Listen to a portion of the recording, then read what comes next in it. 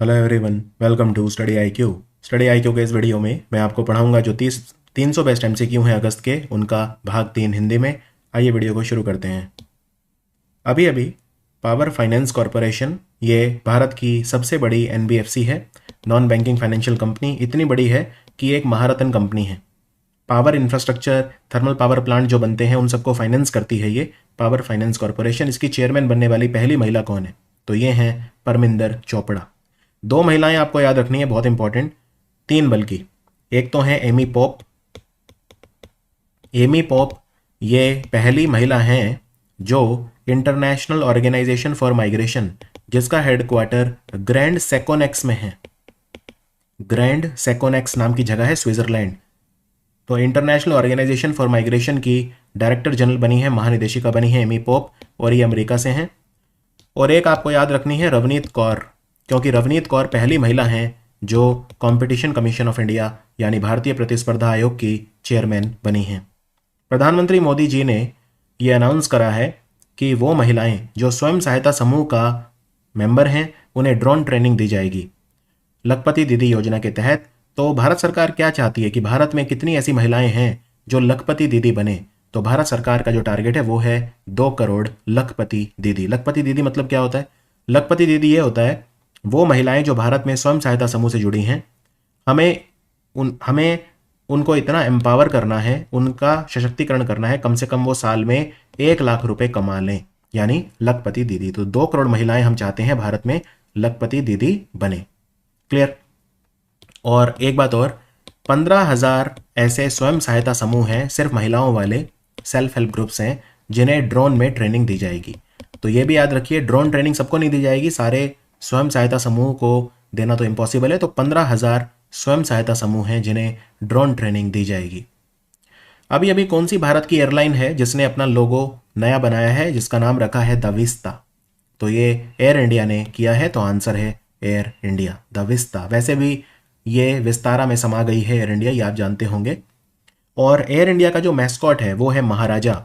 आपने महाराजा देखा होगा, झुक के जो आपको सलाम करता है, तो वही महाराजा ही रहेगा, उसमें कोई बदलाव नहीं है। लेकिन लोगो जो बनाया है उसका नाम रखा है विस्ता। एयर इंडिया कंपनी के मैनेजिंग डायरेक्टर हैं विल्सन कैम्बल, और एयर इंडिया को टाटा ग्रुप ने खरीद लिया था। कौन से राज्य की सरकार ने ग्रामीण मित्र योजना शुरू करी है, जिससे जो गवर्नमेंट सर्विसेज हैं, सरकारी सेवाएं, वो आपको आपके द्वार पे दी जा सकें? तो ये गोवा ने शुरू करी है ग्रामीण मित्र योजना। ग्रामीण मित्र काम करेंगे, गांव गांव जाएंगे, और सरकार इन्हें अच्छा खासा स्टाइपेंड भी देगी। राइट? तो ये ध्यान रखिए। आगे बढ़ते हैं। इनमें से कौन सा संगठन है जिसने समुद्र ऐप लॉन्च करी है? समुद्र की फुल फॉर्म है smart access to marine users for ocean data resources and advisory, यानी समुद्री संसाधनों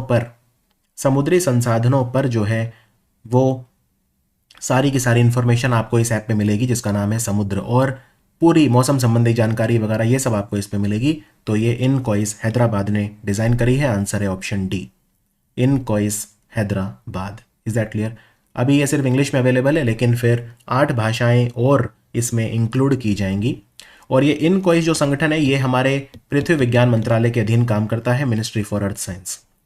पिछले वाले सवाल में मैंने आपको बताया था ग्रामीण मित्र जो होंगे उन्हें पैसा भी मिलेगा। कितना मिलेगा आप चाहें तो याद रख सकते हैं, 5,000 रुपये मिलेंगे। 5,000 रुपये उन्हें मिलेंगे हर महीने। मोहित कुमार, इन्होंने गोल्ड मेडल जीता 61 kilogram category world under 20 wrestling championship में। ये कहाँ पे हुई थी? World under 20 wrestling championship Jordan की राजधानी अम्मान में हुई थी। और जॉर्डन में एक सिटी है पेट्रा, जिसको यूनेस्को वर्ल्ड हेरिटेज सिटी बोलते हैं। तो अंडर 20 रेसलिंग चैंपियनशिप जो हुई उसमें भारत का प्रदर्शन शानदार था। जो महिलाएं थी उनमें तो हम नंबर 1 रहे पदक तालिका में, और पुरुष जो है वो पदक तालिका में नंबर 3 पे रहे। तो हमने कितने मेडल जीते? हमने टोटल पुरुष महिला मिला के हमने 14 मेडल जीते। 14 में 4 गोल्ड मेडल, 3 सिल्वर मेडल और 7 ब्रॉन्ज मेडल हमने जीते। यहाँ पे आप देख सकते हैं गोल्ड मेडल 4 किसने जीते, उनके नाम बस याद रख लो। मोहित कुमार ने 61 किलो, प्रिया मलिक ने 76 केजी, आप अपनी स्क्रीन पे देख ही सकते हैं। अंतिम फंगाल ये महिलाओं का जो है 53 किलो, और सविता ने 62 किलो। खैर आपको कैटेगरी याद नहीं रखनी है, लेकिन गोल्ड मेडल के विनर्स के नाम आप याद रख सकते हैं। और टोटल पदक हमने जीते वो ये थे। वैसे अंतिम फंगाल पिछले साल आपको याद है बल्गेरिया की राजधानी सोफिया में हुई थी अंडर 20 वर्ल्ड चैंपियनशिप, तब भी वर्ल्ड चैंपियन बनी थी। तो ये पहली महिला है भारत की जो दूसरी बार लगातार वर्ल्ड चैंपियन बनी है, बहुत बड़ी बात है। और सविता का पूरा नाम है सविता दलाल। सविता दलाल हरियाणा से हैं और बहुत ही ताकतवर पहलवान हैं, बहुत ही ज़्यादा, मतलब ओलंपिक्स में इनसे पदक की उम्मीद लगाना गलत नहीं होगा। आगे बढ़ते हैं। अभी अभी इंडियन आर्मी ने एक पुल का उद्घाटन करा, भगत ब्रिज। ये गांव का नाम है डन्ना। कहाँ पे है ये गांव? तो डन्ना नाम का जो गांव है जहाँ पे ये पुल बना है, हमारे 15 अगस्त के दिन इसका उद्घाटन हुआ। ये जम्मू कश्मीर के मच्छाल सेक्टर में आता है, तो आंसर है जम्मू एंड कश्मीर। इसका नाम लेट मेजर भगत सिंह के नाम पे रखा है, जिन्हें वीर चक्र मिला था। 115 फुट लंबा ये पुल है। और भगत सिंह को वीर चक्र क्यों मिला था? उन्हें इसलिए मिला था क्योंकि जो 65 का युद्ध हुआ था पाकिस्तान के साथ, उसमें इन्होंने बहुत अच्छा जो है अपना शौर्य दिखाया, इसलिए। Is that clear? आगे बढ़ते हैं। इनमें से कौन सी हमारी सेना है जिसने अभी अभी एक मल्टीलैटरल युद्ध अभ्यास करने का निर्णय लिया है? मतलब इसमें बहुत सारे मल्टीलैटरल, मतलब जिसमें बहुत सारे कंट्री पार्ट लेते हैं, तो बहुत सारे कंट्री पार्ट लेंगे। इसका नाम रखा है तरंग शक्ति। तो तरंग शक्ति को कौन करवाएगा? तरंग शक्ति को हमारी वायुसेना करवाएगी। और इसकी लोकेशन अभी नहीं बताई है इन्होंने, लेकिन इसमें France, UK, Australia, America, Japan, बहुत सारे कंट्री इसमें पार्ट लेंगे। 2024 में होगा। हमारी नेवी क्या कोई युद्ध अभ्यास करवाती है मल्टीलेटरल? हाँ, उसको बोलते हैं मिलन एक्सरसाइज। और मिलन अभ्यास जो होता है समुद्री, वो विशाखापट्टनम में होता है। क्लियर? अभी अभी कौन सी कंपनी ने एक उत्कृष्टता केंद्र खोला है, यानी सेंटर ऑफ एक्सीलेंस खोला है जनरेटिव कृत्रिम बुद्धिमत्ता यानी आर्टिफिशियल इंटेलिजेंस पर? ये Yardi school of artificial intelligence IIT Delhi में जो है वहां पे खोला है। तो इसका नाम है विप्रो। भारत की बहुत बड़ी आईटी कंपनी है, तो आंसर है विप्रो। और आईआईटी दिल्ली जो है उन्होंने अपना ओवरसीज कैंपस आबू धाबी में, यूएई में खोला है। अभी अभी 20,000 करोड़ रुपए का ठेका दिया है भारत सरकार ने 5 फ्लीट सपोर्ट वेसल्स बनाने के लिए। आपको बताना है ये कौन बनाएगा। तो याद रखिए, इसको बनाएगी हिंदुस्तान शिपयार्ड लिमिटेड। और हिंदुस्तान शिपयार्ड लिमिटेड जो है ये कहाँ की कंपनी है? विशाखापट्टनम। विशाखापट्टनम की है ये। तो इनफैक्ट इसका जो पुराना नाम था वो विशाखापट्टनम पर ही बेस था, हिंदुस्तान शिपयार्ड लिमिटेड। तो विजैग शिपयार्ड भी कई बार इसे वैसे बोल देते हैं, विजैग शिपयार्ड, क्योंकि विशाखापट्टनम में है। तो ये फ्लीट सपोर्ट वेसल बना के देगी हमारी रक्षा मंत्रालय को। 20,000 करोड़ रुपए का जो ठेका है वो इसे मिला है। Is that clear? Hyundai जो कि एक गाड़ियों की कंपनी है, इन्होंने जनरल मोटर का, आप जानते हो जनरल मोटर अमेरिका की कंपनी है, गाड़ियां बनाती है, और जनरल मोटर भारत से बाहर निकल गई है। तो इनका जो तालेगांव वाला प्लांट है वो खाली पड़ा था, तो वो Hyundai ने खरीद लिया। तो आपको बताना है ये तालेगांव वाला जो प्लांट है ये कहाँ पे है। तो तालेगांव नाम की जो जगह है ये महाराष्ट्र में है, तो आंसर है महाराष्ट्र। क्लियर?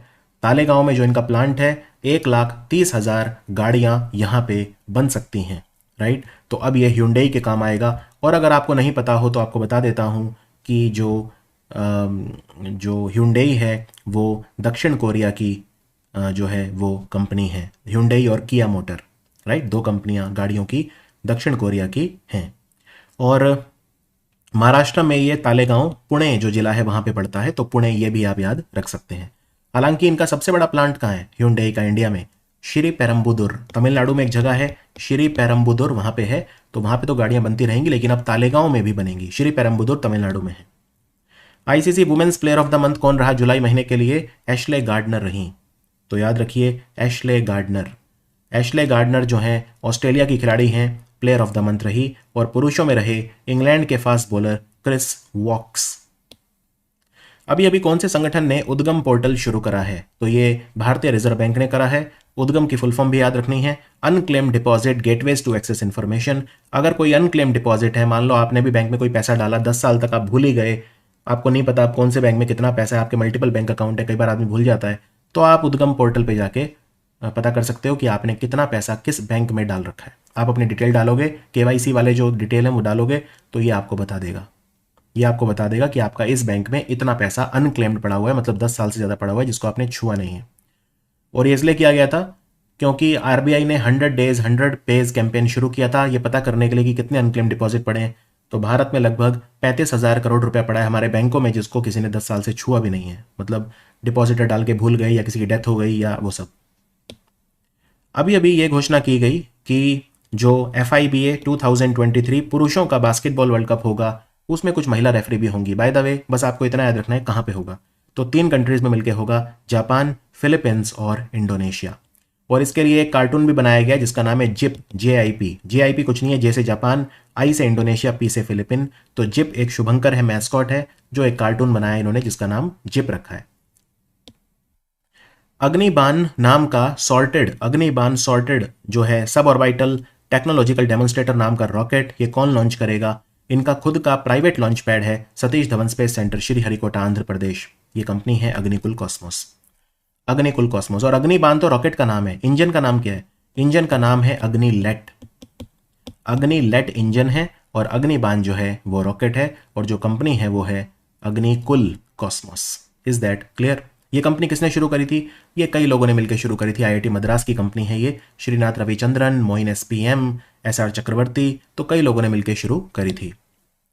अभी अभी कौन सा ऐसा राज्य है जिसने एक biodiversity Atlas of मायम village launch करी है? मायम एक गांव है यहाँ पे जिसमें बहुत ज़्यादा बायोडाइवर्सिटी है, बहुत जंतु हैं, पौधे हैं, वनस्पति है, बहुत वैरायटी है, बहुत जैव विविधता यानी बायोडाइवर्सिटी है। तो ये गांव गोवा का है, तो आंसर है गोवा। गोवा के मुख्यमंत्री आप देख सकते हैं प्रमोद सावंत जो खड़े हैं यहाँ पे तस्वीर लेके बीच में, तो इन्होंने मायम गांव की बायोडाइवर्सिटी एटलस जो है वो लॉन्च करी है। और गोवा में कोटीगांव वाइल्ड लाइफ सेंचुरी है, बोंडला वाइल्ड लाइफ सेंचुरी है, गोवा में महादेई टाइगर रिजर्व बना है नया, राइट। तो गोवा में डॉक्टर सलीम अली पक्षी विहार है, तो काफ़ी सारी चीज़ें गोवा में है। भगवान महावीर या मोलम राष्ट्रीय उद्यान भी यहाँ पे है। अभी अभी कौन से संगठन ने फ्लड वॉच नाम का ऐप लॉन्च करा है? फ्लड वॉच, फ्लड वॉच में ये है कि अगर फ्लड्स आते हैं तो आपको पता चल जाएगा, ग्रीन कलर आएगा मतलब नॉर्मल, येलो आएगा मतलब अबव नॉर्मल, ऑरेंज आएगा मतलब सिवियर फ्लड आने वाले हैं, और रेड आएगा तो मतलब एक्सट्रीम। तो ये करा है सेंट्रल वाटर कमीशन ने, यानी कि केंद्रीय जल आयोग। ये जल शक्ति मंत्रालय के अधीन काम करता है, ध्यान रखिए। वर्ल्ड एथलेटिक्स का वाइस प्रेसिडेंट कौन बना है? वर्ल्ड एथलेटिक्स का हेडक्वार्टर मोनाको में है। एथलेटिक्स की जो ग्लोबल बॉडी होती है उसे वर्ल्ड एथलेटिक्स बोलते हैं। तो वर्ल्ड एथलेटिक्स के वाइस प्रेसिडेंट 4 लोग बने हैं, उनमें से एक भारत के हैं जिनका नाम है अदिले सुमेरीवाला, अदिले सुमेरीवाला। और वर्ल्ड एथलेटिक चैंपियनशिप आप जानते ही हैं, हंगरी की राजधानी बुदापेस्ट में अभी अभी खत्म हुई है। Is that clear? तो वर्ल्ड एथलेटिक्स के वाइस प्रेसिडेंट बने हैं अदिले सुमेरीवाला। कुसीना माने योजना किस राज्य ने शुरू करी है? कुसीना माने योजना कर्नाटक सरकार ने शुरू करी है। क्या है ये योजना? बेसिकली महिलाओं को जो है कुसीना माने मतलब चाइल्ड केयर सेंटर, कन्नड़ भाषा में जो बच्चों के चाइल्ड केयर सेंटर बोलते हैं, या क्रैच फैसिलिटी सुना होगा अगर आपने, मतलब जैसे मनरेगा में महिलाएं भी काम करती हैं है ना। अब मनरेगा में जो महिलाएं काम करती हैं उनके छोटे छोटे बच्चे होते हैं, इस वजह से फिर वो काम छोड़ देती हैं, तो वो ना छोड़े, मनरेगा की वर्कर हैं उनके लिए चाइल्ड केयर सेंटर या क्रच फैसिलिटी सरकार देगी, जिसमें वो बच्चों को छोड़ दें, वहाँ पे बच्चे खेलते रहेंगे, जब माँ का काम खत्म हो जाएगा तो फिर वो जो है उन्हें वहाँ से कलेक्ट कर सकती है, और वहाँ पे उनका पूरा भरण पोषण होगा, उन्हें खाना वाना मिलेगा, दूध जो भी उन्हें चाहिए वहाँ वो मिलेगा। तो ये योजना है कुसीना माने, कर्नाटक सरकार की योजना है। इंडियन स्पेस रिसर्च ऑर्गेनाइजेशन यानी इसरो, उसने कोलैबोरेट करा है कौन से संगठन के साथ और बनाया है radio thermo electric generator. Radio thermo electric generator इन्होंने भाभा एटॉमिक रिसर्च सेंटर जो बॉम्बे में हेडक्वार्टर है उसके साथ मिलकर बनाया है। और रेडियो थर्मो इलेक्ट्रिक जनरेटर जो होते हैं इनमें प्लूटोनियम का इस्तेमाल होगा, स्ट्रोंशियम का इस्तेमाल होगा, मतलब रेडियो एक्टिव पदार्थों का इस्तेमाल किया जाता है। Is that clear? और इसरो ने अभी अभी एक मिशन किया था, वैसे तो ऑब्वियसली कई सारे मिशन करें, अभी आज ही आदित्य L1 छोड़ा है सुबह सुबह, आज जब मैं वीडियो बना रहा हूँ 2 सितंबर, तो काफ़ी सारे मिशन इसरो करता है। जैसे अभी इन्होंने एक नेविगेशन सैटेलाइट छोड़ा था NVS-01, तो ये किससे लॉन्च किया था? GSLV F12 नाम के रॉकेट से किया था। फिर PSLV C55 से सिंगापुर के 2 सैटेलाइट छोड़े थे, लुमेलाइट 4 और टिलियोस 2। फिर PSLV C56 से लॉन्च किया सिंगापुर का सैटेलाइट DSR, और आदित्य L1 को लॉन्च करा है PSLV C57 से। क्लियर? अभी अभी हमारी केंद्र सरकार ने साइन करा है म्यूचुअल रिकॉग्निशन अरेंजमेंट, तो हम एक दूसरे के जो इकोनॉमिक ऑपरेटर्स हैं उनको म्यूचुअली रिकॉग्नाइज करेंगे। ये एग्रीमेंट हमने किसके साथ साइन करा है? ये म्यूचुअल रिकॉग्निशन वाला जो एग्रीमेंट है हमने ऑस्ट्रेलिया की सरकार के साथ साइन करा है। जो इकोनॉमिक ऑपरेटर हैं एक दूसरे कंट्री के, वो हम उन्हें जो है रिकॉग्नाइज करेंगे, इससे एक्सपोर्टर्स को फायदा होगा। भारत का पहला डाकघर जो 3D प्रिंटिंग से बना है, कहाँ बना है? तो बेंगलोर में एक जगह है जिसको बोलते हैं Cambridge layout. Cambridge layout Larsen Toubro company ने बनाया है। और 3D प्रिंटिंग को हम क्या बोलते हैं? एडिटिव मैन्युफैक्चरिंग भी बोलते हैं। आर के सिंह हमारे ये ऊर्जा मंत्री हैं, minister for power, minister for new and renewable energy. इन्होंने 660 मेगावाट का एनटीपीसी बना रही है, बाढ़ सुपर थर्मल पावर प्लांट। कहाँ बना रही है? तो ये बाढ़ नाम की जगह पटना में है, तो आंसर है बिहार। बिहार में बन रहा है 660 मेगावाट क्षमता का बाढ़ सुपर थर्मल पावर प्लांट। इसके अलावा Obra D, OBRA, Obra D बन रहा है सोनभद्र यूपी में, और गोड्डा नाम की जगह है, वहां पे अदानी थर्मल पावर प्लांट बना रहा है, जिससे बनने वाली बिजली बांग्लादेश को बेची जाएगी। इनमें से कौन सा मंत्रालय है जिसने नेशनल SC/ST हब कॉन्क्लेव, जिसको NSSH कॉन्क्लेव बोलते हैं, वो गुमला झारखंड में ऑर्गेनाइज करा? तो ये है हमारा MSME मंत्रालय, ministry for micro small and medium enterprises. इसमें हम ये चाहते हैं कि जो SC/ST लोग हैं वो एंटरप्रेन्योर बने, ये हमारा टारगेट है। क्लियर? और एक बात और, ये नेशनल SC/ST हब होता क्या है? देखो, आप जानते हो सरकारी विभाग गवर्नमेंट मार्केट प्लेस पे सामान खरीदते हैं। मान लो मैं मिनिस्ट्री ऑफ पावर हूं और मुझे एक कागज खरीद रहे हैं, रजिस्टर, पेन, जो भी रोजमर्रा का सामान होता है ऑफिस में इस्तेमाल, कहाँ खरीदूंगा मैं? गवर्नमेंट मार्केट प्लेस पे खरीदूंगा, है ना। गवर्नमेंट मार्केट प्लेस को चलाता है DPIIT, मिनिस्ट्री ऑफ कॉमर्स। अब गवर्नमेंट मार्केट प्लेस पे मुझे 4% सामान खरीदना होगा SC/ST एंटरप्रेन्योर से, यानी उन MSME से जिन्हें SC/ST चलाते हैं। ये मैंडेटरी है। 4% सामान आपको, जो पब्लिक प्रोक्योरमेंट यानी सरकारी कंपनियां, सरकारी विभाग, सरकारी मंत्रालय 4% अपना जो सामान है वो SC/ST एंटरप्रेन्योर से खरीदते हैं। इसको बोलते हैं नेशनल SC/ST हब। अभी अभी भारत ने किस देश के साथ एग्रीमेंट करा है हेल्थ और मेडिसिन के क्षेत्र में आपसी सहयोग के लिए? तो हमने ये सूरीनाम में के साथ करा है, सूरीनाम। और सूरीनाम एक देश है साउथ अमेरिका का। सूरीनाम में हमारी राष्ट्रपति जो हैं द्रौपदी मुर्मू, वो गई थी, राइट। और उन्हें क्या कोई सम्मान मिला? क्या सूरीनाम में उन्हें कोई सम्मान मिला? बिल्कुल, सूरीनाम का सर्वोच्च नागरिक सम्मान द्रौपदी मुर्मू को मिला, राइट। क्या नाम है उस अवार्ड का? उसका नाम है grand order of the chain of the yellow star.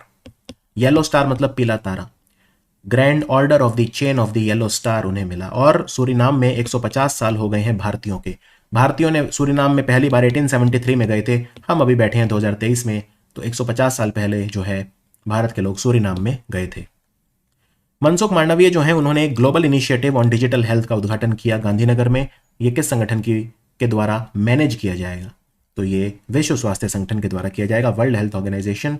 तो वर्ल्ड हेल्थ ऑर्गेनाइजेशन ने क्या शुरू करा है? Global initiative on digital health, ये गांधीनगर में करा है। This is a very important question, क्योंकि WHO के जो डायरेक्टर जनरल हैं टेड्रोस अधानोम, वो भी यहाँ पे आए थे। और WHO ने एक चीज बनाई है जामनगर में। क्या है वो है GCTM, यानी global centre for traditional medicine, GCTM, Gujarat के जामनगर में।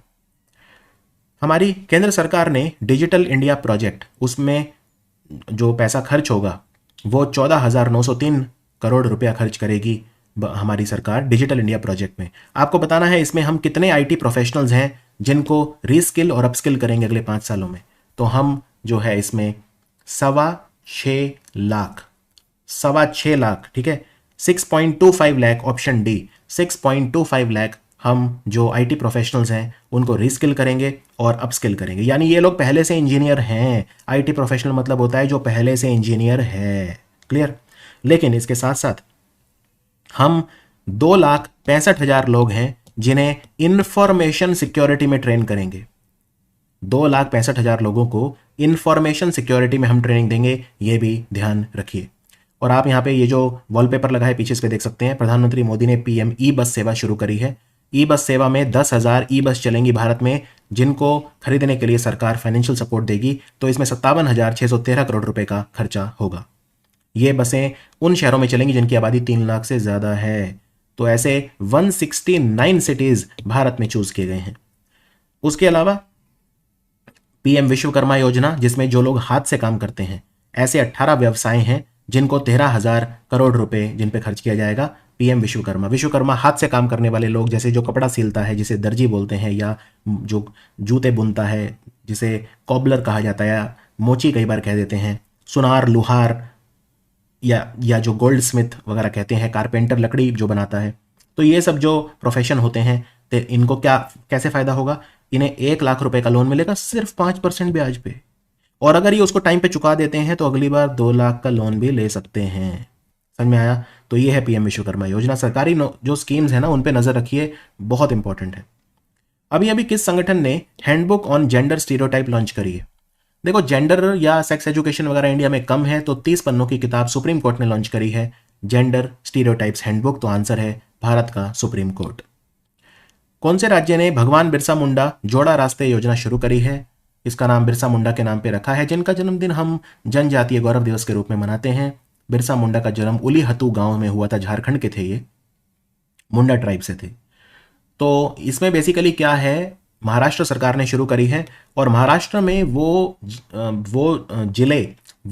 जिले जहाँ ट्राइबल पॉपुलेशन बहुत ज़्यादा है, वहाँ पे सड़कें बनाई जाएंगी और सड़कों की मरम्मत करी जाएगी। इससे जो ट्राइबल लोग वहाँ पे रहते हैं उनका जीवन आसान होगा। तो इसमें 5,000 करोड़ रुपए का खर्चा सरकार करेगी और लगभग 6,838 किलोमीटर सड़कें जो हैं वो बनाई जाएंगी। 2023 वर्ल्ड एथलेटिक चैंपियनशिप ये कहाँ पे शुरू हुई? खैर अब तो खत्म भी हो गई है वर्ल्ड एथलेटिक चैंपियनशिप, तो ये बुदापेस्ट में हुई, हंगरी की राजधानी। लेकिन सावधान, अगर आपसे पूछा जाए वर्ल्ड पैरा एथलेटिक चैंपियनशिप कहां पे हुई, पैरा, तो आंसर है फ्रांस की राजधानी पेरिस, राइट। तो वर्ल्ड पैरा एथलेटिक जो चैंपियनशिप हुई थी वो फ्रांस की राजधानी पेरिस में हुई थी, जिसमें हमारे बहुत अच्छा परफॉर्मेंस दिया खिलाड़ियों ने। 3 गोल्ड मेडल हमने जीते। अजीत सिंह ने जेवलिन, सचिन खिलाड़ी ने जीता किसमें? सचिन खिलाड़ी ने शॉट पुट यानी गोला फेंको, और सुमित अंतिल उन्होंने भी जेवलिन में गोल्ड मेडल जीता। तो 3 गोल्ड हमने उसमें जीते, 4 सिल्वर 3 ब्रॉन्ज, यानी कि 3 और 4 7 और 3 10 मेडल जीत के जो है भारत ने जबरदस्त परफॉर्मेंस दिया। उसकी बात नहीं कर रहा मैं, यहाँ वर्ल्ड एथलेटिक चैंपियनशिप में एक ही मेडल जीता, वो भी गोल्ड मेडल, नीरज चोपड़ा ने जीता। लेकिन उसकी वजह से हम पदक तालिका में 18वें नंबर पे पहुंच गए। पहले नंबर पे अमेरिका रहा, यहाँ पे आप देख सकते हैं पदक तालिका, अमेरिका जो है वो पहले नंबर पे रहा और भारत 18वें नंबर पे रहा। एक ही मेडल हमने जीता, नीरज चोपड़ा ने गोल्ड मेडल। लेकिन आपको बता दूं जेवलिन में और भी हमारे खिलाड़ी तैयार हो रहे हैं, ठीक है। अब भारत एक जेवलिन में शक्ति बन के उभर रहा है। जैसे आपने जेना का नाम सुना होगा, एक खिलाड़ी है जेना। आपने मन्नू का नाम सुना होगा, सुना है ना, डीपी मन्नू और किशोर जेना, ये भी जेवलिन के टॉप 6 में रहे थे इस बार। खैर, भारतीय मूल के व्यक्ति हैं जिनका नाम है थरमन शनमुगरत्नम। ये कौन से देश के राष्ट्रपति पद के लिए चुनाव में खड़े हुए? ये देश है सिंगापुर। और बधाई हो सबको, कल ही चुनाव के रिजल्ट आए हैं, और कल ही नहीं बल्कि आज सुबह 2 तारीख की सुबह, और प्रधानमंत्री मोदी ने भी बधाई दी इन्हें। हालिमा याकूब के बाद सिंगापुर की वो राष्ट्रपति थी ना जो, खैर सिंगापुर में राष्ट्रपति के पास कोई ताकत नहीं होती, सिंगापुर में प्रधानमंत्री के पास ही पूरी पावर होती है ना। तो हरमन शनमुगरत्नम जो है वहां के राष्ट्रपति बने हैं। कौन सी कंपनी है जिसने मालदीव को high speed optic fibre cable के साथ जोड़ दिया है? तो ये कौन सी कंपनी है? ये है रिलायंस जियो। तो आंसर है रिलायंस जियो। तो अभी सेरेमनी भी हुई थी सेलिब्रेट करने के लिए। तो ये काफ़ी बड़ा प्रोजेक्ट था, है ना। $22.5 मिलियन का खर्चा इसमें हुआ है। IAX केबल बोलते हैं इसे। ये मुंबई से शुरू होती है और सिंगापुर वगैरह भी जाती है, मलेशिया थाईलैंड वगैरह भी जाती है। तो इसी से मालदीव को भी जोड़ दिया गया। मालदीव को बहुत ही फास्ट इंटरनेट मिलेगा। कितना फास्ट? 100 Gbps का नेट मिलेगा, इतना फास्ट। तो IAX केबल इसे कहा जाता है। अमित शाह ने 4 करोड़वा पौधा लगाया CRPF का, कहां पे? तो CRPF ने बहुत पौधे लगाए हैं अभी, 4 करोड़ पौधे लगा दिए, और जो 4 करोड़वा पौधा लगा वो ग्रेटर नोएडा में लगा। तो आंसर है ग्रेटर नोएडा यूपी, राइट। बस इतना ध्यान रखिए। CRPF के डायरेक्टर जनरल है सुजॉय लाल थाउसेन। अभी अभी लाइट कॉम्बैट एयरक्राफ्ट जिसका नाम है नेवल ट्रेनर प्रोटोटाइप 5 यानी NP5 का इस्तेमाल होगा हमारे नेवी के जो पायलट हैं उनको ट्रेनिंग देने के लिए। नेवी में भी बिल्कुल पायलट होते हैं, नेवी के भी विमान होते हैं, सिर्फ एयरफोर्स के ही नहीं होते। तो नेवी के जो पायलट हैं उनको ट्रेनिंग देने के काम आएगा NP5। किसने बनाया इसको? बनाया हिंदुस्तान एरोनॉटिक्स लिमिटेड ने। किसके साथ मिलके? ये पूछा है। तो ये है एरोनॉटिकल डेवलपमेंट एजेंसी यानी ADA, aeronautical development agency ADA के साथ मिलके हिंदुस्तान एरोनॉटिक्स लिमिटेड ने इसे बनाया है। ऑपरेशन जेरिको ये कहां पे हुआ था? प्रधानमंत्री मोदी ने इसका जिक्र किया था अभी अभी लोकसभा में। तो 1966 में ये हुआ था, मिजोरम में हुआ था। तो आंसर है मिजोरम। तो मिजो नेशनल फ्रंट वगैरह के जो लड़ाके हैं उन्होंने मिजोरम को एक अलग देश घोषित कर दिया था कि भारत से स्वतंत्र। तो इंडियन एयरफोर्स हमने भेज दी थी और फिर उनकी हार हुई थी और मिजोरम भारत का हिस्सा बना रहा। इसका नाम है ऑपरेशन जेरिको। इंडियन नेवी जो है उन्होंने एक भारत में ही बनी हुई सर्च एंड रेस्क्यू किट का उद्घाटन किया। सर्च एंड रेस्क्यू किट आप देख सकते हैं, आपको पानी में कोई डूब रहा है उसे बचाना है, पानी में सामान डूब गया उसे निकाल के लाना है, इस तरह का काम सर्च एंड रेस्क्यू का काम होगा इसमें। इसको किसने बनाया है? इसको बनाया है aerial delivery research and development establishment, यानी option B. Aerial delivery research and development establishment ने इसे बनाया है, तो ये ध्यान रखिए। ये डीआरडीओ की बहुत फेमस लेबोरेटरी है, aerial delivery research and development establishment. Dharmendra Pradhan और निर्मला सीतारमन ने कुई प्राइमर और देसिया प्राइमर किताबों का विमोचन किया। कहां पे किया? तो ये भुवनेश्वर में किया, तो आंसर है भुवनेश्वर। कुई एक भाषा है जिसे कंध ट्राइब बोलती है, KANDHA, लिखने में आता है कंधा। कंध ट्राइब जो होती है ओडिशा में होती है, तो उनकी भाषा कुई होती है। और देसिया, देसिया भाषा कोरापुट में बोली जाती है, जो नक्सलवादी एरिया है ओडिशा में। मलकानगिरी में भी बोली जाती है थोड़ी थोड़ी, नवरंगपुर में भी बोली जाती है, और आंध्र प्रदेश के विशाखापट्टनम में भी बोली जाती है देसिया। तो देसिया भी मेनली ओडिशा की भाषा है, तो इससे ट्राइबल लोगों को फायदा होगा। लूना 25 चांद पे मिशन था, दक्षिण ध्रुव पे जाना चाहते थे चांद के, नहीं जा पाए। कौन से देश का मिशन फेल हो गया? रशिया का मिशन फेल हो गया, इसका नाम था लूना 25। और आपको मैं बता दूं, रशिया की स्पेस एजेंसी को बोलते हैं रोसकॉस्मोस। और उससे भी ज्यादा इंपॉर्टेंट, कौन से देश का एक और मिशन फेल हो गया चांद पे? देखिए, चांद पे जाने की तमन्ना जापान ने भी रखी, जापान का भी मिशन फेल हो गया। क्या नाम था? हकुटो, HAKUTO, हकुटो R। ये हकुटो नाम का जो मिशन है जापान ने किया, बहुत कम लोग जानते हैं, क्योंकि रशिया वाले ने तो वो हमारे बस जस्ट पहले ही फेल हुआ था, 2-3 दिन पहले लूना, तो लेकिन हकुटो फेल हुआ, वो दुनिया ने नोटिस ही नहीं किया। राइट, हकुटो फेल हुआ था, आई थिंक 26 अप्रैल को फेल हुआ था, तो 2-3 महीने पुरानी बात है, लेकिन ये जापान का मिशन फेल हो गया था। Is that clear? तो ये भी आपको ध्यान रखिए। और ये कितनी बड़ी अचीवमेंट है, चंद्रयान पहुंच गया और अच्छे से पहुंच गया।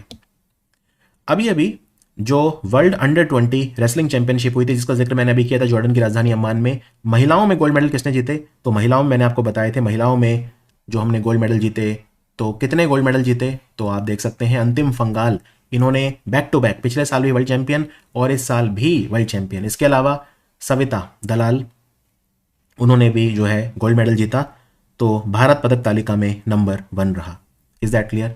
भारत जो है वो पदक तालिका में नंबर 1 रहा। तो अंतिम फंगाल ने जो है गोल्ड मेडल जीता, और सविता जो है उन्होंने गोल्ड मेडल जीता। एक प्रिया मलिक ने भी गोल्ड मेडल जीता। तो 3 गोल्ड मेडल महिलाओं ने जीते, और मोहित कुमार अकेले पुरुष बेचारे जिन्होंने गोल्ड मेडल जीता। लेकिन 4 गोल्ड मेडल बहुत बड़ी बात है, 3 महिलाएं और 1 पुरुष। अभी अभी एक मिशन हुआ स्टीरियो ए। स्टीरियो ए नाम का स्पेसक्राफ्ट किसने लॉन्च करा? स्टीरियो की फुल फॉर्म है सोलर टेरेस्ट्रियल रिलेशंस ऑब्जर्वेटरी। तो ये किसने लॉन्च किया था? किसका मिशन है ये? खैर पुराना मिशन है, लेकिन इसने कई नई फाइंडिंग्स दी हैं, तो नासा का मिशन है ये stereo A. Stereo A NASA ने स्टीरियो बी के साथ 2006 में लॉन्च किया था, 17 साल पहले, लेकिन इसने कई इंपॉर्टेंट फाइंडिंग्स अभी अभी दी हैं, तो ये न्यूज में आ सकता है।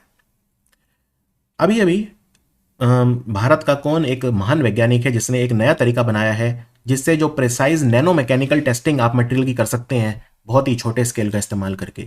तो डॉक्टर सुदर्शन फानी, आंसर है ऑप्शन सी। इन्होंने ये नई तकनीक जो है वो बनाई है, डॉक्टर सुदर्शन फानी ने।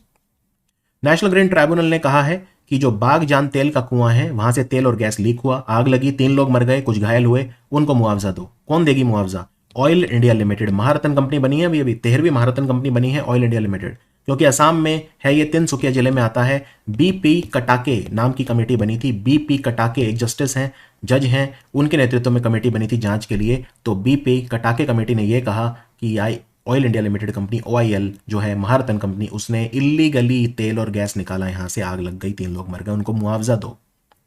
और बताऊं आपको, पर्यावरण का नुकसान भी काफी हुआ, क्योंकि असम में दिब्रू साइखोव नेशनल पार्क है, वो बिल्कुल एकदम इसके साइड में है, बागजान जो ऑयल फील्ड है उसके पास है। नाफिस यानी national automated fingerprint identification system, NAFIS किसने बनाया? नाफिस को गोल्ड अवार्ड मिला है excellence in government process reengineering and digital transformation category 1 में। तो ये NCRB का है, national crime record bureau. National crime record bureau का है ये नाफिस। और इसमें क्या होता है, ऑटोमेटिक फिंगरप्रिंट वगैरह जो है उनका डेटाबेस बना दिया जाता है। कोई मान लीजिए लावारिस लाश मिलती है तो आप बता सकते हैं वो किसका फिंगरप्रिंट था। और इतना ही नहीं, हर फिंगरप्रिंट को एक 10 अंकों का नंबर दिया जाता है जिसे बोलते हैं नेशनल फिंगरप्रिंट नंबर, NFN। तो आप अगर 10 डिजिट का फिंगरप्रिंट नंबर भी बता देंगे तो सारी इंफॉर्मेशन निकल आएगी पर्सन की, उसके खिलाफ कौन कौन से FIR हुए, क्या क्या उसने जुर्म करे हैं आज तक, पूरा उसका बायोडेटा निकल के आ जाएगा। जनधन अकाउंट कितने खुल चुके हैं? जनधन अकाउंट ये योजना 2014 में शुरू हुई थी, इसको 9 साल पूरे हो गए हैं। जनधन योजना को 50 करोड़ अकाउंट खुल गए हैं जनधन। और आपको बता दूं इनमें 56% महिलाएं हैं और 67% लोग रूरल या सेमी अर्बन एरिया से आते हैं। आपको रुपए कार्ड मिल जाता है, तो 34 करोड़ तो रुपए कार्ड ही इशू हो चुके हैं 50 करोड़ में से, है ना। और 2 लाख करोड़ रुपया लोगों ने जमा कराया, जबकि जीरो बैलेंस अकाउंट है ये। और डायरेक्ट बेनिफिट ट्रांसफर का फायदा भी मिलता है इसमें। आपके बैंक अकाउंट है, सीधा सरकारी सब्सिडी आपके बैंक अकाउंट में। तो योजना प्रधानमंत्री मोदी ने 15 अगस्त 2014 को अनाउंस करी और 28 अगस्त को ये लॉन्च हुई थी फाइनली 13 दिन के बाद। तो 28 अगस्त 2014 को जनधन योजना। आज की तारीख में इसमें 10,000 रुपए का ओवरड्राफ्ट मिलता है और 2 लाख का एक्सीडेंट इंश्योरेंस फ्री आपको मिलता है। भारत एनसीएपी नितिन गडकरी लॉन्च करेंगे, किससे रिलेटेड है ये? Safety standard for motor vehicle option B. इसमें गाड़ियों को टकरा के दिखाते हैं और फिर रेटिंग देते हैं, तो आपको पता चल जाएगा क्रैश सेफ्टी कितनी है गाड़ी में। जैसे 1 star, 2 star, 3 star, 4 star, 5 star ऐसे रेटिंग मिलेगी गाड़ी को। अब अगर कोई 5 स्टार रेटिंग मिली हो, या मतलब वो गाड़ी मतलब जो है कोलिजन वगैरह में उतना आपको डैमेज नहीं करेगी, है ना। तो भारत जो है वो मतलब दुनिया का 10वां कंट्री है जो एनसीएपी लेके आ रहा है, नेशनल जो ये कोलिजन मतलब ये नेशनल कार सेफ्टी के लिए प्रोग्राम होता है, जिसे हम भारत एनसीएपी कहते हैं। Is that clear? तो भारत एनसीएपी में गाड़ियों को बेसिकली सेफ्टी रेटिंग दी जाती है, बस इतना आपको ध्यान रखना है, इससे ज़्यादा नहीं। क्लियर? और एनसीएपी की अगर आपसे फुल फॉर्म पूछ लें तो वो भी आप बता दीजिए, new car assessment program. New car assessment program 1 अप्रैल 2023 से वैसे ये लागू हो गया था। अमेरिका पहला कंट्री था जिसने इसको लॉन्च करा था। और इसमें सेफ्टी रेटिंग, तो सेफ्टी रेटिंग क्या ट्रक्स वगैरह को भी मिलेगी? नहीं, सिर्फ पैसेंजर गाड़ियों को मिलेगी। पैसेंजर गाड़ियां जिनका वजन 3.5 टन से कम है या जिनमें 7-8 लोग बैठ सकते हैं बस मैक्सिमम, उनको मिलेगी। पीएम ऊषा योजना अभी अभी खबरों में थी, क्या है ये? पीएम ऊषा योजना जो है ये हायर एजुकेशन के लिए है, ठीक है। इसका प्रधानमंत्री मोदी ने नाम बदल दिया था। तो बेसिकली क्या है ना, पहले जो योजना चलती थी उसको बोलते थे राष्ट्रीय उच्चतर शिक्षा अभियान, यानी रूसा, RUSA, राष्ट्रीय उच्चतर शिक्षा अभियान। अब प्रधानमंत्री मोदी ने इसमें क्या किया, राष्ट्रीय वर्ड हटा दिया और राष्ट्रीय वर्ड की बजाय लगा दिया प्रधानमंत्री। तो अब इसका नाम क्या है? प्रधानमंत्री उच्चतर शिक्षा अभियान, यानी पीएम ऊषा। तो ये अभी अभी कराया नामकरण, नाम चेंज कराया अभी अभी। रूसा योजना 2013 में शुरू की थी और प्रधानमंत्री उच्चतर शिक्षा अभियान यानी पीएम ऊषा जून 2023 में नाम बदला है, राइट। तो इसमें क्या करते हैं हम, इसमें इनका टारगेट ये है कि जो यूनिवर्सिटी हैं स्टेट लेवल पे उनको पैसा दिया जाए जिससे एजुकेशन का स्तर बढ़े। तो 35 यूनिवर्सिटीज इन्हें डिसाइड हुआ है, सबको 100-100 करोड़ रुपए ईच दिए जाएंगे, जिससे वो वहाँ पे एजुकेशन, रिसर्च वगैरह इन सबको बढ़ावा मिल सके। तो ये योजना है पीएम ऊषा योजना, नेशनल एजुकेशन पॉलिसी को लागू करने में अहम भूमिका ये प्ले करेगी। क्लियर? आगे बढ़ते हैं। 2023 फीफा वुमेन्स वर्ल्ड कप किसने जीता फुटबॉल का? ये 2 कंट्री में हुआ था, ऑस्ट्रेलिया और न्यूजीलैंड, ठीक है ना। और तजुनी, TAZUNI एक पेंगुइन जानवर है, ये शुभंकर था, तो ये स्पेन ने जीता इंग्लैंड को फाइनल में हरा के। और टूर्नामेंट की बेस्ट प्लेयर थी एताना बोनमाटी। Aitana Bonmati. दुनिया का सबसे ऊंचा जो रोड है, किसी जमाने में खरदुंगला पास होता था, फिर दोबारा चेंज हुआ, फिर अब लेटेस्ट क्या है जो बन रहा है, अभी बना नहीं है, बन के तैयार होने वाला है, ये highest motorable road border road organisation बना रहा है। तो आंसर ऑप्शन सी, लद्दाख में बना रहा है। इसका नाम होगा लिकारू मिग लाफुक्चे, ठीक है। ये डेमचोक सेक्टर है, DEMCHO के डेमचोक सेक्टर, वहां पे लद्दाख में बनेगा। इसकी ऊंचाई होगी 19,400 फीट, 19,400 फीट, राइट। तो फुक्चे जो ये है लिकारू मिग लाफुक्चे, ये फुक्चे नाम की जगह को जोड़ेगा, जो कि चाइना का जो लाइन ऑफ एक्चुअल कंट्रोल है उसे सिर्फ 3 किलोमीटर दूर है। तो सेना की मदद करने के लिए मेनली ये बन रहा है। इससे पहले से, उससे पहले मतलब पहले खरदुंगला पास था एक समय में जब मैं लद्दाख गया था, मुझे याद है। उसके बाद उमलिंगला पास जो कि 19,024 फीट की ऊंचाई पे था, लेकिन 19,024 मतलब 19024। और अब ये जो बन रहा है ये 19,400 फीट, यानी दुनिया का सबसे ऊंचा ऐसा रोड जहां पे गाड़ी चल सकती है। समझ में आया आपको? तो ये ध्यान रखना है। और इसको जो ये ब्रो है ना, उसकी कौन सी टीम मैनेज कर रही है? तो इसको एक महिला की टीम मैनेज कर रही है। 5 वुमेन कॉम्बैट इंजीनियर की टीम है, जिनकी लीडर है कर्नल पोनुंग डोमिंग, PONUNGDOMING। तो कर्नल पोनुंग डोमिंग की जो टीम है वो इनको ओवरसी कर रही है, पूरी तरह से इसका संचालन महिलाएं कर रही हैं, ठीक है। पोनुंग डोमिंग एक महिला है, ये ध्यान रखिए, ठीक है ना। पोनुंग डोमिंग एक महिला है। कहाँ की महिला है ये अरुणाचल प्रदेश की महिला है, वैसे अभी लद्दाख में पोस्टेड हैं, बट पोनुंग डोमिंग जो है बहुत फेमस हैं ये। मैंने, अब मेरे को एग्जैक्टली ध्यान नहीं आ रहा ये मैंने कब पढ़ाया है, ये मैंने पढ़ाया था एग्जैक्टली मैं ईयर नहीं बता सकता, लेकिन ये इंडियन आर्मी में पहली महिला हैं जो लेफ्टिनेंट कर्नल के पद तक पहुंची। पोनुंग डोमिंग अरुणाचल प्रदेश से हैं। उत्तर प्रदेश की जो सरकार है उन्होंने भारत का सबसे बड़ा आईटी हब बनेगा, कहाँ बनेगा, तो सबसे बड़ा आईटी हब पूरे इंडिया का लखनऊ में बनेगा, राजधानी में। तो आंसर है यहाँ पे मतलब आईटी पार्क, बिजनेस पार्क, ये सब बनेंगे। बहुत बड़ा होगा, विशाल होगा, इतनी सारी कंपनियों के हेडक्वार्टर होंगे यहाँ पे, बड़ी बड़ी कंपनियाँ आएंगी, आईटी कंपनियाँ आएंगी, तो ये सब होगा। और जो लखनऊ कानपुर रोड है ना, वहाँ पे ये बनेगा बहुत बड़ा आईटी पार्क। आगे बढ़ते हैं। भारत पेट्रोलियम जो है बीपीसीएल, उनका ब्रांड एम्बेसडर कौन बना है, महारत्न कंपनी है, तो ये बने हैं राहुल द्रविड़, जाने माने क्रिकेट खिलाड़ी राहुल द्रविड़। अभी अभी under 17 Asian junior squash individual championship हुई थी चाइना के शहर डालियान में। वहाँ पे गोल्ड मेडल किसने जीता, तो वहाँ पे अनाहत सिंह ने जीता, अनाहत सिंह। तो स्क्वॉश में हमारे पास काफ़ी अच्छे खिलाड़ी हैं, जोशना चिरप्पा, दीपिका पल्लिकल वगैरह, अब नया नाम जुड़ गया है अनाहत सिंह, राइट। तो सिर्फ 15 साल की हैं अनाहत सिंह और काफ़ी सारे टूर्नामेंट जीत चुकी हैं। तो लेकिन अभी जो लेटेस्ट इन्होंने जीता है वो Asian junior squash individual championship. पिछले साल थाईलैंड में एशियन जूनियर स्क्वॉश चैंपियनशिप, वहाँ पे भी उन्होंने गोल्ड मेडल जीता था। तो 2 back to back gold medal वो जीत चुकी हैं। पहला उद्योग रत्न अवार्ड महाराष्ट्र सरकार ने किसे दिया है, तो ये रतन टाटा को दिया है, तो आंसर है रतन टाटा। इन्हें अभी अभी ऑस्ट्रेलिया की सरकार ने ऑर्डर ऑफ ऑस्ट्रेलिया देकर सम्मानित भी किया था। भारत में कौन सी ऐसी पनडुब्बी है, यानी स्कॉर्प जो सबमरीन होती है ना, स्कॉर्पियन क्लास सबमरीन है ये, जो 7,000 किलोमीटर का डिस्टेंस ट्रेवल करके ऑस्ट्रेलिया पहुंची। क्या नाम है इस पनडुब्बी का, आईएनएस वागीर, इसको डिप्लॉय किया गया है। 7,000 किलोमीटर ट्रेवल करके ऑस्ट्रेलिया के साथ एक्सरसाइज वगैरह भी करेगी ये वागीर। स्कॉर्पियन क्लास है, याद है आपको मैंने बताई थी 6 submarine, right. Project 75 Mazagon dock ship builder ने बनाई थी। तो कलवरी, खंडेरी, करंज, वागीर, वेला नहीं वेला थी, फिर चौथी वेला, वेला वागीर और फिर वागशीर, तो ये उसी की थी ये क्रम में, राइट। कलवरी, खंडेरी, करंज, वेला, वागीर, तो वागीर कौन सी है, ये 5वीं पनडुब्बी थी प्रोजेक्ट 75 में। समझ में आया। और ये किसने बनाई है, ये माजागो डॉक शिप बिल्डर मुंबई ने बनाई है। इनमें से कौन से राज्य की सरकार ने सीएसपी प्लस यानी citizen service point banking outlet 4,373 unbanked ग्राम पंचायत में खोलने का निर्णय लिया है, यानी वो ग्राम पंचायत जहां पे बैंक है ही नहीं, तो वहां पे सिटीजन सर्विस पॉइंट, ये एक तरह के सामुदायिक सेवा केंद्र होंगे जहां पे बैंकिंग सुविधाएं आपको मिलेंगी। तो ये ओडिशा खोलेगा, तो आंसर है ओडिशा।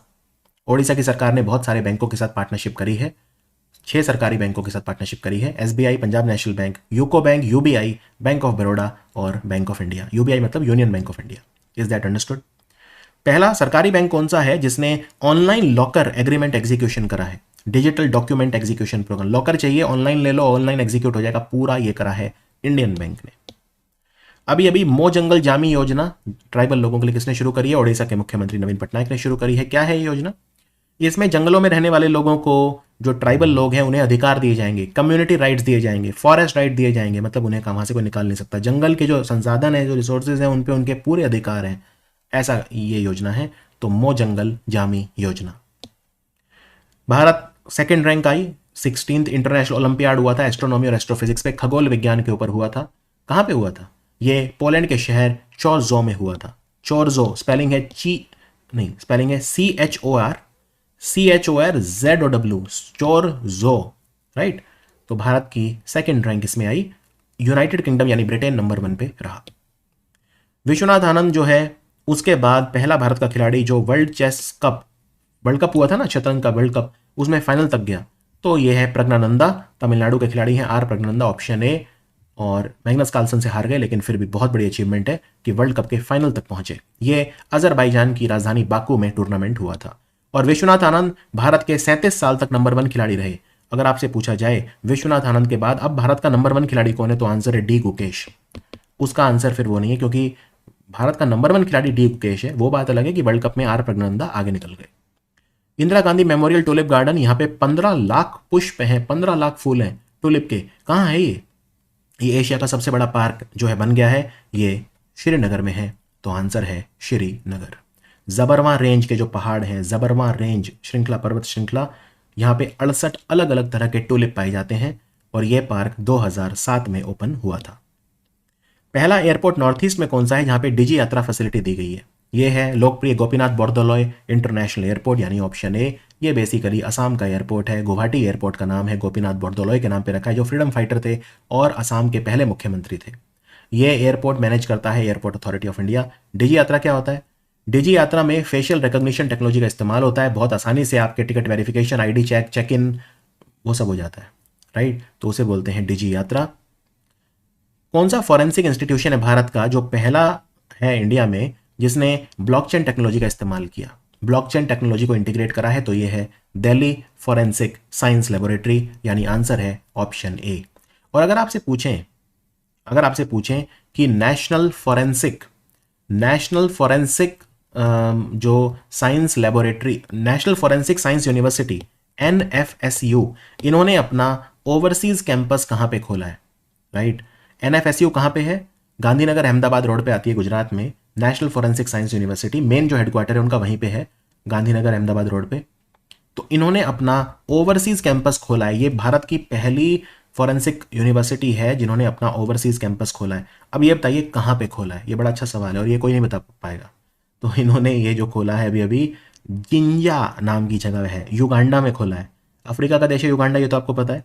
तो वहां पे शहर है Jinja, JINGA, Jinja.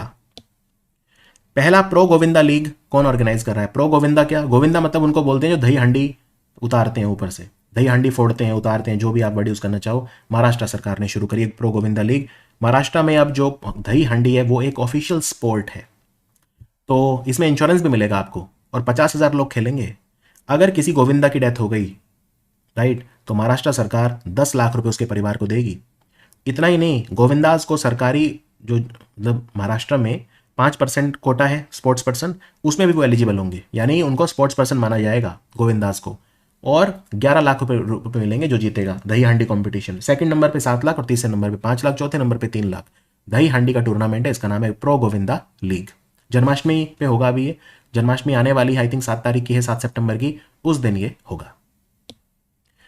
South Asia का सबसे बड़ा डीसैलिनेशन प्लांट कहां पे लग रहा है? डीसैलिनेशन मतलब क्या होता है? आप जो है समुद्र का जो पानी है ना उसको ले लो और उसमें से नमक निकाल दो तो वो पीने का वाला बन जाएगा। इसको डीसैलिनेशन बोलते हैं।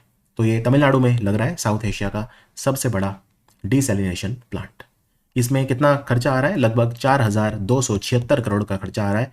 ये दिसंबर 2026 तक बनके तैयार हो जाएगा और जापान पैसा दे रहा है। तो जापान इंटरनेशनल कॉर्पोरेशन एजेंसी यानी जीका इसके लिए पैसा दे रहा है। अभी अभी हाइड्रोजन बस चली लेह में, किसने चलाया? कौन सी सरकारी कंपनी ने? बात तो 2-3 साल पहले ही हो गई थी इसकी, 2020 में शुरू करा था इन्होंने, लेकिन फाइनली ये होके करके दिखाया इन्होंने। ये है एनटीपीसी। तो आंसर है एनटीपीसी, जो कि महारत्न कंपनी हाइड्रोजन बस चला रही है। और ये बस प्रोवाइड कौन कर रहा है? अशोक लेलैंड। अशोक लेलैंड इन बसेस को प्रोवाइड कर रहा है। 2.5 करोड़ की बस है एक उसमें हाइड्रोजन फ्यूल सेल से चलती है ना, हाइड्रोजन फ्यूल सेल। वो हाइड्रोजन फ्यूल सेल जो है वो एनटीपीसी बना रहा है इन बसों के लिए। Is that clear? आगे बढ़ते हैं। अभी अभी पश्चिम बंगाल को 2500 करोड़ का लोन दिया है। किसने? वहां पे इंफ्रास्ट्रक्चर डेवलपमेंट के लिए। तो वर्ल्ड बैंक ने 2500 करोड़ का लोन दिया है वेस्ट बंगाल को। लगभग $300 मिलियन के आसपास हो जाते हैं। वेस्ट बंगाल में इकोनॉमिक कॉरिडोर बन रहे हैं, राइट। इनफैक्ट सबसे बड़ा कॉरिडोर 630 किलोमीटर का इकोनॉमिक कॉरिडोर नॉर्थ बंगाल में बन रहा है। तो इन सब के लिए पैसा बंगाल को दिया है। अभी अभी दूसरा मिसाइल कम एम्यूनिशन बार्ज, ये पीछे आप ये जहाज टाइप देख रहे हैं, तो ये इसको बोलते हैं मिसाइल कम एम्यूनिशन बार्ज। ये आंध्र प्रदेश में लॉन्च हुआ है। आपको बताना है इसका नाम क्या है। इसका नाम है यार्ड 76 LSAM 8, ये इसका नाम है। और ये विशाखापट्टनम में, जो कि ईस्टर्न नेवल कमांड का हेडक्वार्टर है, वहां पे इसको लॉन्च किया गया। 8 बनेंगे, 8। पहले वाला कौन सा था? यार्ड 75 या LSAM 7, वो पहला था। ये दूसरा है। कितने बनेंगे? 8। कौन बनाएगा? तो कंपनी का नाम है सेकॉन, SECON, सेकॉन इंजीनियरिंग प्राइवेट लिमिटेड। वो बना रही है। 30 साल की लाइफ है इनकी। मीनामाटा कन्वेंशन अब उन्होंने अपनी 6ठी सालगिरह मनाई। ये किससे संबंधित है? ये पारा यानी मरकरी से संबंधित है। मरकरी का इस्तेमाल कम करिए, जहरीला है। तो मीनामाटा कन्वेंशन क्या है? जापान में एक जगह है मीनामाटा, जहां पे मरकरी पॉइजनिंग हुई, बहुत सारी मछलियां मर गई, तो इसलिए इसका नाम मीनामाटा कन्वेंशन है। और मीनामाटा कन्वेंशन की मीटिंग 5वीं COP5 कहां हो रही है इस साल? जेनेवा, स्विट्जरलैंड में हो रही है। 2017 से लागू हो गया था मीनामाटा कन्वेंशन, भारत भी इसका मेंबर है। तो मीनामाटा कन्वेंशन कंट्रीज को कहता है पारे का यानी मरकरी का इस्तेमाल कम करो। इनमें से कौन सा इंस्टीट्यूट है जिसने भारत का पहला देसी ट्रैक्टर बनाया है? ई ट्रैक्टर। इसका नाम रखा है CSIR प्राइमा ET11। यह बनाया है दुर्गापुर में एक इंस्टीट्यूट है। दुर्गापुर कहाँ है? दुर्गापुर बंगाल में है। आपने NIT दुर्गापुर सुना होगा, तो दुर्गापुर में इंस्टीट्यूट है जिसका नाम है central mechanical engineering research institute. तो आंसर है ऑप्शन ए, CMERI दुर्गापुर ने बनाया है भारत का पहला देसी electric tractor. Is that understood? NTCA national tiger conservation authority ने कहा है भारत का 54वां टाइगर रिजर्व ऑफिशियल हो गया है। ये बनेगा धौलपुर करौली। कहां पे? ये राजस्थान में है, धौलपुर करौली एरिया। तो आंसर है राजस्थान। ये राजस्थान का 5वां टाइगर रिजर्व है। रणथंभौर, सरिस्का, मुकुंदरा हिल्स, रामगढ़ विषधारी और अब धौलपुर करौली। क्लियर? और भारत में टाइगर सबसे ज्यादा कहां पे हैं? मध्य प्रदेश में है। कितने? 785।